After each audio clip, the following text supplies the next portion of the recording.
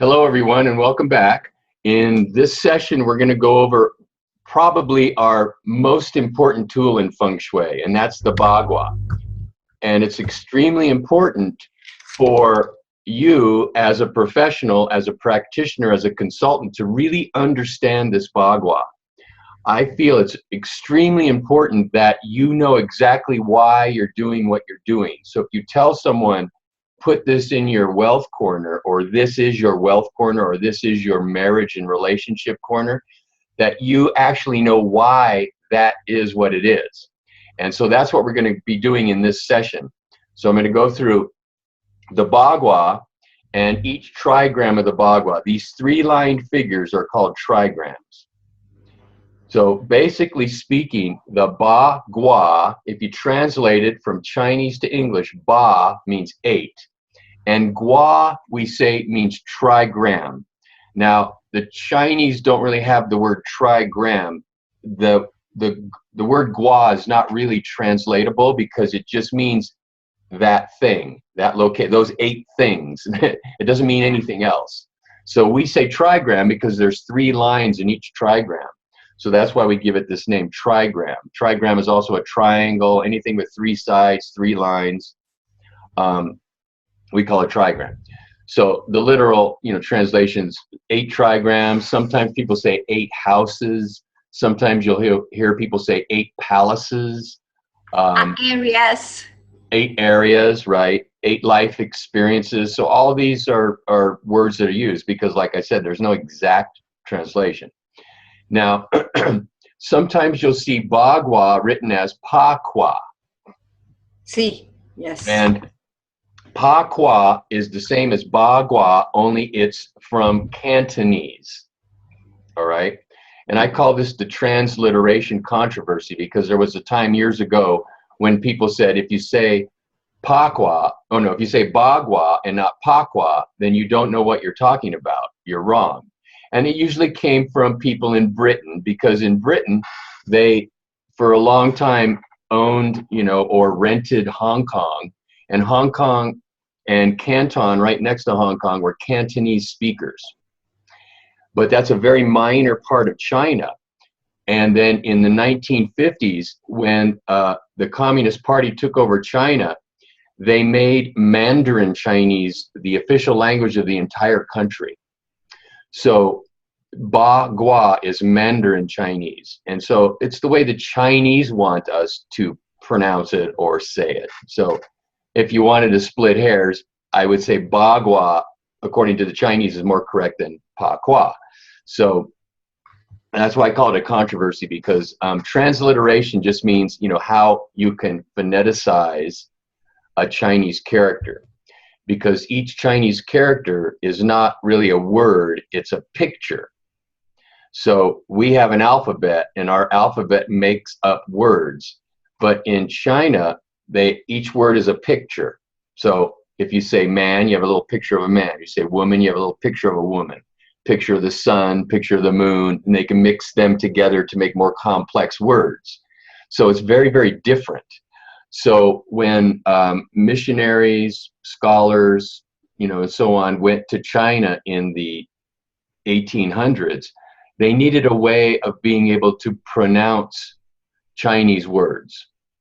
And so different systems were developed to phoneticize Chinese words. And a couple prominent ones, again, that came out of Britain were the Oxford method, developed by the Oxford University, and the Wade-Giles method, which was developed by 2 scholars named Mr. Wade and Mr. Giles. And then the Chinese said, whoa, we're going to make up our own system. And so they made up a system called pinyin. Now, this causes no end to confusion. That's why I wanted to go over this, because you may read Feng Shui books and you'll see the word qi, for instance, written C-H-I, or C-H apostrophe I, or Q-I. Now, so it really confuses people. The Q-I is this pinyin system, which most of the world, most of the universities, Library of Congress here in the United States are adapting as the official transliteration for Chinese characters. So pinyin, I guess you could argue, is probably the most correct way of doing it. And even though it seems weird that a QI would be pronounced chi, once you learn the system, it's very easy then to learn Chinese because it's very nuanced in the pronunciation. It's more correct. So again, you see Dao written T-A-O or written D-A-O, and D-A-O is the pinyin. Okay, so there's a lot of variation. Now, especially when it comes to the trigrams, that causes a lot of confusion because they're written and pronounced in many, many different ways. So I'm going to go over that a little bit. But just suffice it to say, Ba Gua means 8 trigrams. Okay, so when the ancient Taoists, looked into the universe, really tried to understand the workings of the universe, they came up with this concept of the Tao. And the translation of the word Tao means the way. And so it's the way of life, the way of energy, the way of the universe, the way everything flows. And they theorized that this was very similar to what physicists call the quantum mechanical field. So when quantum physicists started looking at the basic building blocks of matter and energy, they found that it was like a field out of which things came in and out of existence. Okay, it's very complex, but suffice it to say that when you get down to the atomic level or the quantum level, the rules kind of go out the window, and very weird things happen. Like they've done experiments where they can have photons, a single photon, appear at 2 different locations at the same time.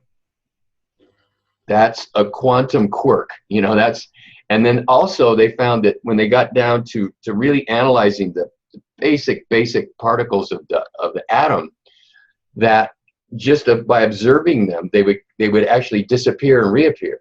So they come in and out of existence. Now the ancient Taoists had that same theory, okay, and there's a couple books that you can read, and I'll post a bibliography for you, but there's a couple really good books that equate ancient Taoism, ancient Buddhism with modern physics. One is called The Tao of Physics, very popular book. I don't know if I'm saying his name right. Pichop Kapra wrote it, and that's an excellent book if you want to learn more about the connections. Then also there's another book called The Dancing Wu Li Masters, and that again goes through this really intricate and interesting and actually mind-boggling comparison between what the ancient Taoists speculated and what modern physicists have discovered and proven in many cases. So when the Taoists, they looked at the universe, they had this concept of this field, okay, things come in and out of existence, and as energy becomes matter. Okay, Einstein had his famous formula, E equals mc squared. E on one side is energy. Mc squared on the other side is matter, sped up to the speed of light, squared. And what that simply meant is that energy can become matter, matter can become energy. Okay, so there are 2 sides of the same coin. So the Taoists, they speculated that as energy manifested into material things, that there was always a polarity, a yin and a yang is what they, called these 2 polarities. Now, in the diagram we see here, and we're all familiar with this Tai Chi symbol, very common, right? We've all seen it. You go to a yoga studio, they may have it as a logo, or an acupuncturist or a feng shui practitioner. But it's extremely a profound symbolic representation of the basic nature of life. And we see on the left, we have what we call the yang energy, sometimes referred to as yang. The correct pronunciation, as far as I know, is yang. And that's always represented by this light color that is rising and going clockwise.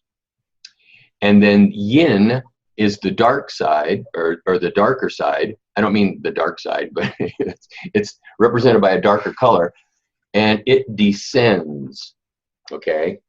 And an important thing to note is that when each of them reaches their zenith, or their most, prominent position, the other one is born within it.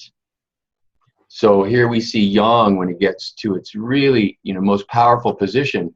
Then the yin, it gives birth to yin. And then the same thing with yin. Okay. Yin, now we're going to transition into landscaping with feng shui.